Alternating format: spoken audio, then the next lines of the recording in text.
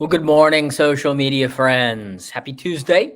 Dr. Jeff Riggenbaugh back here with you on a Tips Tuesday to give you another tip for dealing with the difficult people in your life. If you have not gotten your free cheat sheet for identifying and dealing with the 8 types of difficult people, feel free to click that link below and grab yourself one. This is based upon the content from my new book, Disarming High Conflict Personalities, dealing with the 8 most difficult people in your life before they drive you nuts. And I'm so excited about this work. I hope that this free social media series is beneficial for you. I want you to get every resource that you can along the way. So feel free to click that link below and grab yourself a copy of the cheat sheet. I think it'll be in the description as well as the comments as well. But make sure you get your copy. So today's tip has to do with identifying what exactly is a difficult person. I was actually doing a training in San Antonio a little while back. And I had one of the participants say, now, wait a minute. I didn't have 30 seconds out of my mouth probably. And she says, what are you talking about difficult people? I mean, who are you calling difficult?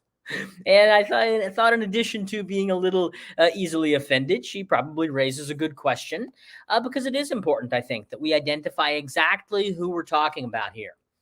In my research for this project, I actually came across over 300 Facebook groups, pages of some kind, personal pages, fan pages, business pages, group pages, and devoted to narcissism. What if your parent was a narcissist? How do you live with the narcissist? What if you're divorcing a narcissist? I mean, all these different categories. And I just kind of had to sit back and laugh a little bit. I said, boy, if you were an alien just landing on the planet Earth for the first time, hopped off the aircraft and jumped on social media, you might think that 50% of these humanoids were what they call narcissists. And I don't mean to make light about this. I joke about it a little bit. But I do know that people with narcissistic traits have done tremendous damage to a number of people. So I don't mean to make light of it. But the reality is that there just aren't that many people out there.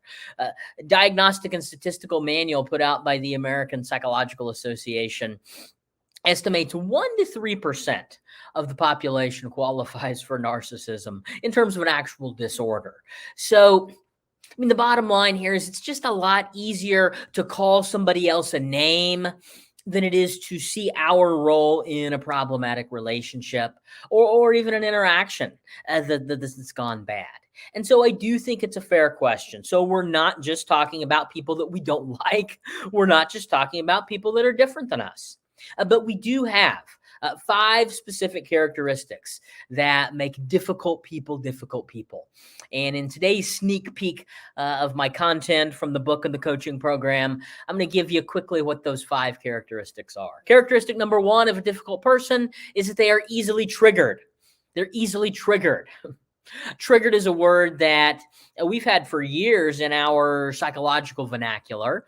But I think it's just recently started making its way into the mainstream. You're hearing it used all over the place now in social media. I heard it on the radio the other day. Occasionally, it's actually used incorrectly.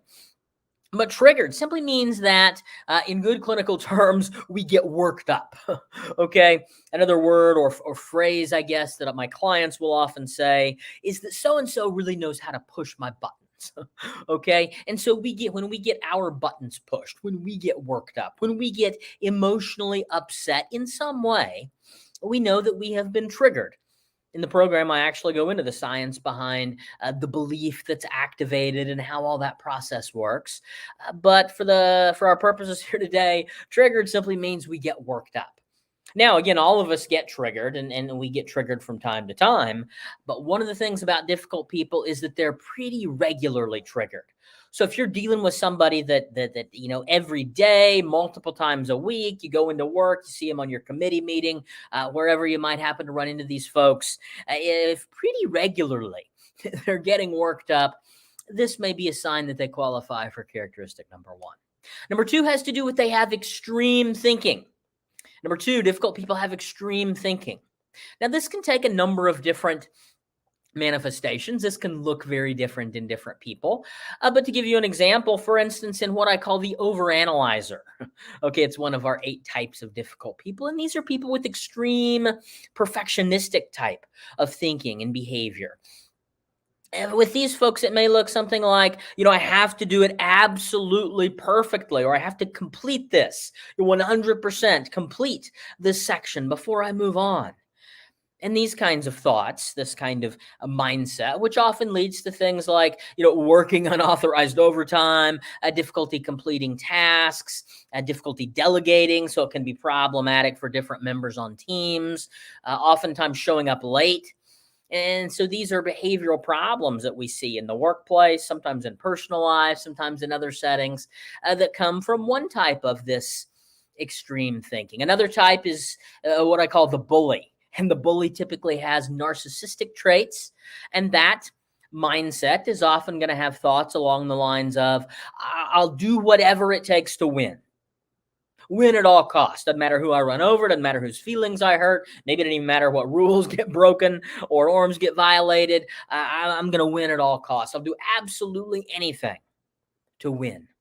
So another version of extreme thinking. Again, we have 8 specific versions of this extreme thinking in the 8 types of difficult people. And again, you can click there and get your cheat sheet if you don't have yours that outlines what these 8 types are. Characteristic number 3, they have intense emotions. Intense emotions.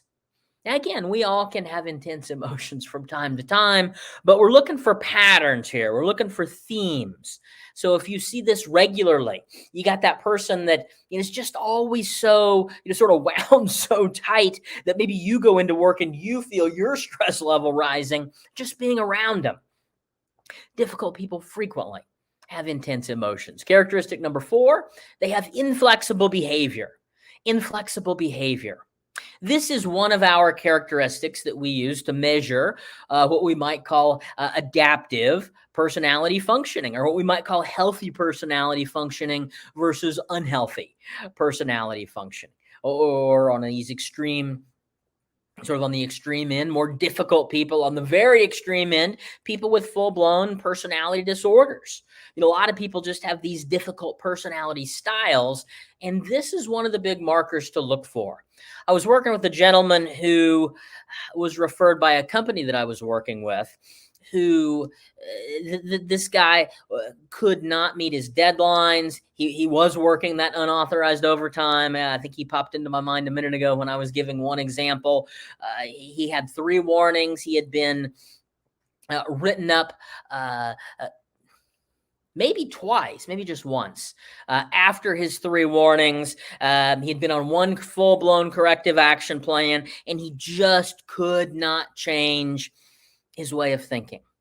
And once I get to working with this guy and helping him meet deadlines and helping him delegate tasks a little better and these sorts of things, really improving his performance in the workplace, one of the things that I noticed was this critical thinking that he had that served him so well in his job, that it had to do with compliance. And so, he's catching all the mistakes. He's catching all the errors that other people don't catch. And he'd saved his company tens of thousands, if not more, tens of thousands, if not hundreds of thousands of dollars over the years. But that critical eye for catching what's wrong with something and trying to fix it, that did serve him well in that role, did not serve him well as he got promoted.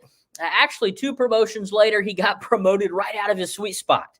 And so he had to deal with the public, he had to interact with the leadership team, and those same qualities that served him well in that one position didn't serve him well as he got elevated to our positions. And actually, we found out when we got into some personal stuff in the coaching, didn't serve him so well in his personal life. His wife didn't like being criticized and told what was wrong with her all the time when he came home. I actually found out he was alienated from 2 of his 3 adult children. And so this is what we're talking about with a flexibility in personality. Hopefully, most of us have the ability to exercise some critical thinking. Some people, it comes more natural than others. But we do have the ability to sort of turn our personality style or traits sort of on and off according to context, when it fits what's going to serve us well in life. because the reality is that life calls for a variety of different behaviors depending upon the circumstance. And the reality is that we have to be able to behave differently when we are on a roller coaster at a theme park than we do when we are at a funeral. And difficult personality individuals can't do that because their personality is inflexible. Characteristic number 5, lack of awareness. Lack of awareness. So not only are they easily triggered, have extreme thinking, have intense emotions, have inflexible behavior, but they don't get it. Okay. And so this is perhaps one of the things that makes these people most frustrating to so many of us is they don't get it. Okay. And so these behaviors become problematic for other people. Okay, in school administration and in clergy and in leadership in the workplace and with coworkers, with us. Okay, they become problems for us before they become problems for them. So initially, they don't have a lot of interest in being different. Which is where you can do your teamwork trainings and your value and missions and culture trainings and those kinds of things. And there's great value in those trainings, but that stuff is not going to deal with any of these personality dynamics that we see contributing to long-term problems in organizations. So I hope you found that helpful. There's your 5 tips, 5 characteristics, I should say, as part of this tip for what really makes a person difficult. So what are we really talking about when we're talking about, one of these 8 types of high conflict personalities? Number 1, they're easily triggered. Number 2, they have extreme thinking. Number 3, they have intense emotion. Number 4, they have inflexible behaviors. And number 5, they have lack of awareness. And they don't see any of the previous 4, which makes it so much difficult for the rest of us to be around. I hope you found that tip helpful for this week. Again, click on the cheat sheet, get your 8 different types of difficult personalities. I got to tell you, folks have found this helpful in the workplace.